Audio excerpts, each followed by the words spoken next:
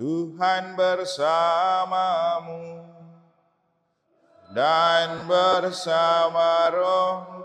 Inilah Injil suci menurut Lukas. Dimuliakanlah Tuhan. Pada waktu itu, beberapa orang datang kepada Yesus dan membawa kabar tentang orang-orang Galilea yang dibunuh Pilatus, sehingga darah mereka tercampur dengan darah kurban yang mereka persembahkan. Berkatalah Yesus kepada mereka, "Sangkamu orang-orang Galilea ini lebih besar dosanya daripada semua orang Galilea yang lain karena mereka mengalami nasib itu? Tidak, kataku kepadamu. Tetapi jikalau kalian tidak bertobat, kalian semua pun akan binasa dengan cara yang demikian. Atau sangkamu ke-18 orang yang mati ditimpa menara di Siloam lebih besar kesalahannya daripada semua orang lain yang tinggal di Yerusalem? Tidak, kataku kepadamu. Tetapi jikalau kalian tidak bertobat, kalian semua pun akan binasa dengan cara demikian." Kemudian Yesus menceritakan perumpamaan ini. Ada seorang mempunyai sebatang pohon ara yang tumbuh di kebun anggurnya.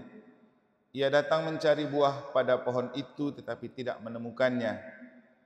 Maka berkatalah ia kepada pengurus kebun anggur itu, "Sudah 3 tahun aku datang mencari buah pada pohon ara ini, namun tidak pernah menemukannya. Sebab itu tebanglah pohon ini. Untuk apa pohon itu hidup di tanah ini dengan percuma?" Pengurus kebun anggur itu menjawab, "Tuan, biarkanlah pohon ini tumbuh selama 1 tahun ini lagi. Aku akan mencangkul tanah sekelilingnya dan memberi pupuk kepadanya. Mungkin tahun depan akan berbuah. Jika tidak, tebanglah."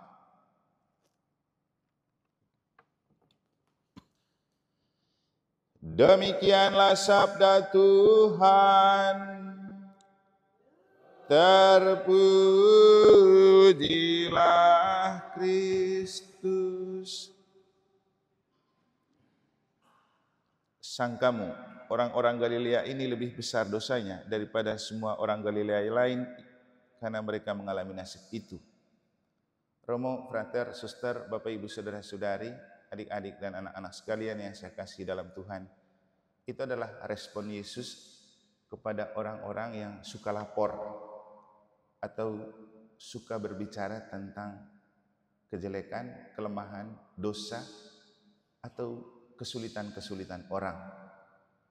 Nah, itu adalah gambaran yang mencerminkan kadang-kadang memang kita hidup sebagai pribadi yang suka melapor orang lain, bangga bercerita tentang kejelekan, penderitaan, kesusahan, atau kesulitan hidup orang lain. Tetapi kita lupa bahwa Tuhan tidak suka yang seperti itu. Ya, buktinya dalam Injil pada hari ini, orang-orang datang bercerita kepada Yesus tentang tragedi yang menimpa orang-orang di Galilea yang dibunuh Pilatus atau yang ditimpa menara. Tapi justru Yesus sebaliknya mencegat mereka. "Kok kamu bangga datang bercerita tentang itu? Biar kamu tahu, kamu juga bisa lebih mengalami yang lebih sulit dari itu kalau kamu tidak bertobat." Maka dengan ini yang mau disampaikan Yesus adalah pertobatan lebih penting daripada berbicara tentang orang lain. Lagi-lagi, pertobatan lebih penting daripada kita berbicara tentang orang lain. Karena kadang-kadang kita semangat bercerita tentang orang lain itu seperti tepuk air di dulang, kepercik muka sendiri. Karena memang secara psikologis juga, ilmu psikologi mengajarkan bahwa ketika seseorang getol dan gemar berbicara tentang keburukan, kelemahan, atau dosa orang, itu sebenarnya dia sedang menciptakan tameng untuk membela diri, untuk menutup kalau dia punya lebih besar masalah, persoalan, dan dosanya daripada orang yang dia omong. Dan kemarin saya singgung tentang ketika mengambil contoh bagaimana Tuhan tidak menghakimi dan menghukum orang saat perempuan kedapatan bersinah dibawa oleh ahli Taurat dan orang Farisi. Yesus bilang apa? Kalau kamu merasa tidak berdosa, hendaklah menjadi yang pertama melemparkan batu. Karena Yesus tahu mereka lebih berdosa daripada perempuan berdosa. Siapa tahu mereka yang bersinah dengan perempuan itu. Ya buktinya mereka tidak ada yang berani untuk melempari dengan batu. Jadi hati-hati Bapak Ibu, ketika kita menggebu-gebu bercerita tentang kelemahan, kesalahan, dan dosa orang, jangan berpikir Tuhan tidak tahu kita punya lebih besar. Dan dalam Injil hari ini juga itu yang Yesus mau sampaikan. Makanya Yesus berani bilang, kamu pikir mereka punya dosa lebih besar? Kamu yang lebih besar kalau tidak bertobat. Nah, kembali ke kenapa orang menggebu-gebu bercerita tentang kelemahan, dosa, dan persoalan orang? Jawabannya masih ada hubungan dengan Injil kemarin. Itu karena orang terlalu pintar menilai orang, tapi tidak pintar menilai diri.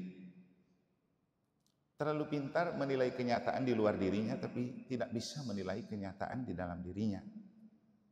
Maka kemarin kita diminta, Paulus menganjurkan untuk kita menjaga kesatuan dengan Allah.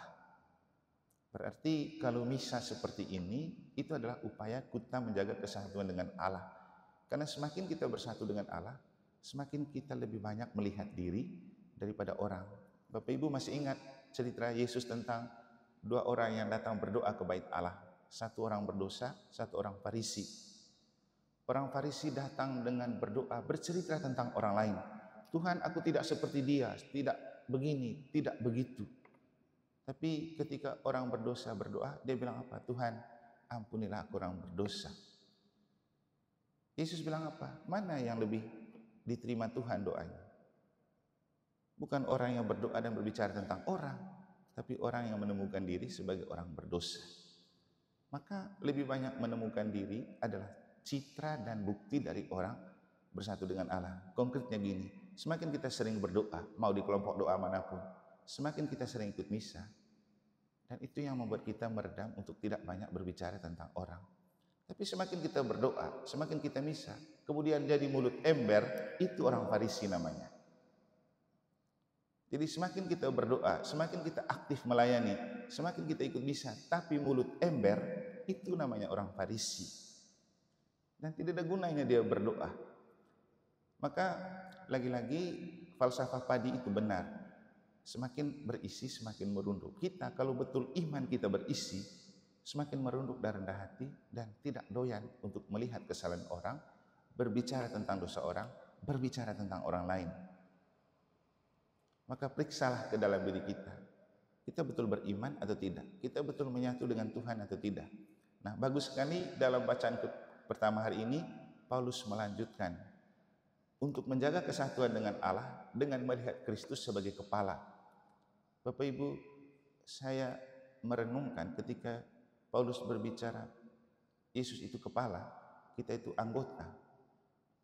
Kita semua punya otak di kepala kan? Kalau kepala yang berisi otak itu lumpuh atau stroke, apa artinya bagian tubuh yang lain? Jadi kalau otak di kepala itu stroke, apa artinya bagian tubuh yang lain? Artinya gini, Yesus adalah kepala.